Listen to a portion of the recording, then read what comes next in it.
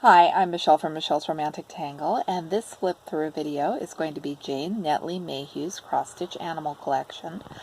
I shared one of her other books with you a few weeks ago and had so much fun with that one and fell in love with so many projects that I checked our library's collection to see if they had any of her other books and was quite happy to find this one.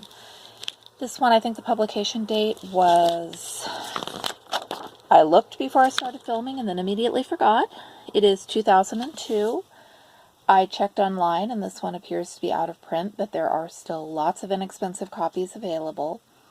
And I do share that information with you because I hate it when I'm looking at someone's project, fall head over heels in love with it, and then realize that it is out of print and the only copies to be found are hundreds of dollars on eBay. So this one is quite accessible. I love the realistic animals and these kind of collages. And then there are, so you get the big collages and then smaller elements. And I'm going to not show you the patterns because those are the rules. The ring-tailed lemurs, I love that these are so realistic and have that kind of vintage look to them. And as with every book, I like some more than others. I like the rhino. I don't know if I would stitch a rhino, but he is so realistic and the colors are amazing. I do like the owls. This section, oh, I missed the big image. This is Masters of the Air, and I could see myself stitching this one for my wall. If my grandfather was still living, I'd be stitching that for him. He would have loved that one. There's another owl, and we like owls at our house. We had one in the tree outside our dining room window a couple summers ago, and we're just fascinated by him. Little bee eaters. And a robin and blue tip mobile. I'm not sure if these birds are stitched on both sides or quite how she has done that.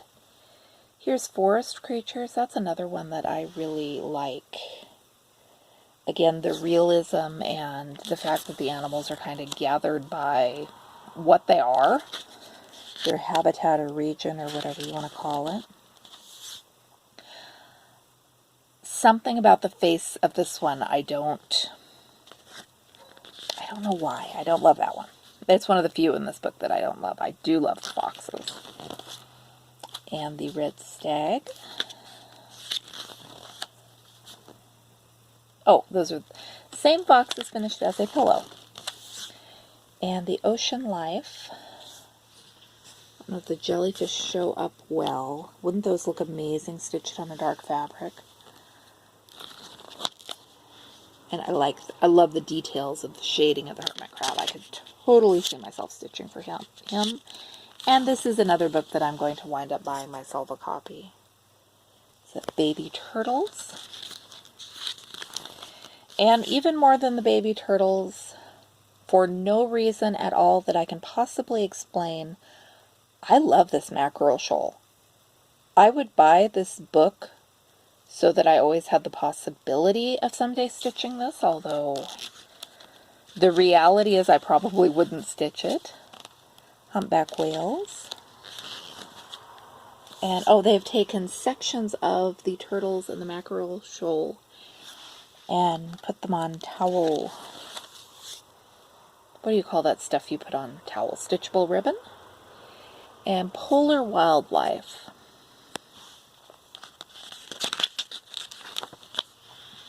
There's the orca.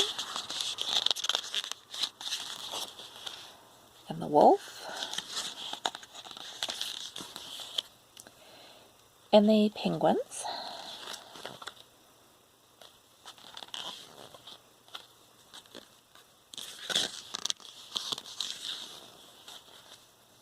And then I think we are to the end with the finishing instructions. So that is it for Jayne Netley Mayhew's cross-stitch animal collection.